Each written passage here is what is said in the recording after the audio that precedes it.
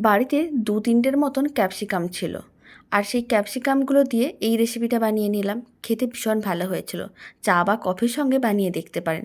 প্রথমে ক্যাপসিকামের সাইডগুলোকে কেটে ঠিক এরকমই সরু, সরু করে কেটে ভালো করে ধুয়ে নিতে হবে। তারপর একটা মিক্সিং বোলের মধ্যে নিতে হবে। এর মধ্যে দিতে হবে অল্প করে লবণ আর দিতে হবে অল্প একটু হলুদ গুঁড়ো। সামান্য পরিমাণ দিতে হবে লঙ্কার গুঁড়ো। আপনারা চাইলে চিলি ফ্লেক্স বা কুচনো কাঁচা লঙ্কাও দিতে পারেন। এবার এর মধ্যে দিতে হবে কিছুটা পরিমাণ কর্নফ্লাওয়ার আর দিতে হবে বেসন। এবার সমস্ত কিছু একসঙ্গে ভালো করে মিশিয়ে নিতে হবে।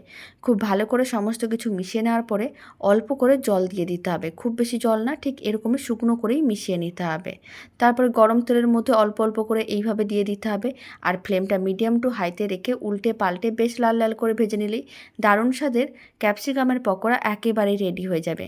আপনারাও বাড়িতে বানিয়ে দেখতে পারেন। আশা করি আপনাদেরও ভালো লাগবে।